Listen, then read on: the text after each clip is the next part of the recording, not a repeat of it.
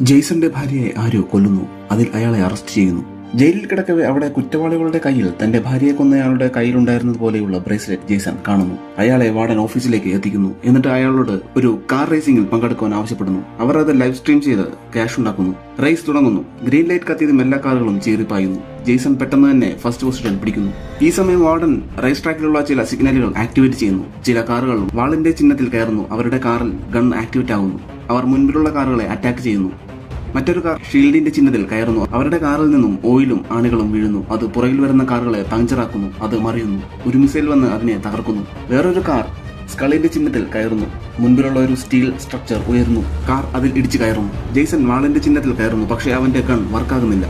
അവൻ മാനുവലി തന്റെ കാറിന്റെ നാപ്പാം ഇജക്ട് ചെയ്യുന്നു. അത് പുറകിലുള്ള കാറിൽ വീഴുന്നു. ഒരു പെണ്ണ് ലൈറ്റർ ആ കാറിലേക്ക് എറിയുന്നു. അത് കത്തുന്നു. പെട്ടെന്ന് തൊട്ടടുത്ത കാറിൽ നിന്നും ജെയ്സന് നേരെ ഒരു ജെസ്റ്റർ കാണിക്കുന്നു. അവന്റെ ഭാര്യയെ കൊന്നയാളും അതേ ഹാൻഡ് ജെസ്റ്റർ കാണിച്ചിരുന്നു. തന്റെ ഭാര്യയെ കൊന്നയാളെ അവൻ കണ്ടുപിടിച്ചു. അവൻ കാറിന്റെ ഗൺ ആക്ടിവേറ്റ് ചെയ്ത് അയാളെ ഷൂട്ട് ചെയ്യുന്നു. ജെയ്സൺ കാർ അഡ്ജസ്റ്റ് ചെയ്ത് സ്മോക്ക് റിലീസ് ചെയ്യുന്നു. അവന് ഒന്നും കാണാൻ സാധിക്കുന്നില്ല. അവന്റെ കാർ ക്രാഷായി അവൻ മരിക്കുന്നു. ജെയ്സന് മനസ്സിലാകുന്നു തന്റെ ഭാര്യയെ കൊല്ലിച്ചത് ജയിൽ വാർഡനാണെന്ന്. അവനെ റേസിൽ പങ്കെടുപ്പിച്ച് ക്യാഷ് ഉണ്ടാക്കാനായിരുന്നു വാർഡന്റെ ലക്ഷ്യം.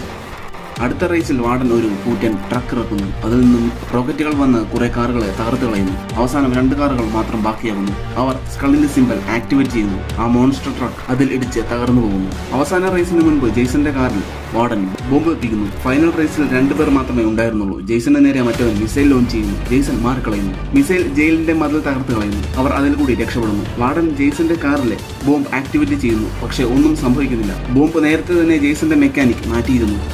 അപ്പോൾ വാർഡന് ഒരു ഗിഫ്റ്റ് ലഭിക്കുന്നു. അതിൽ ബോംബുണ്ടായിരുന്നു.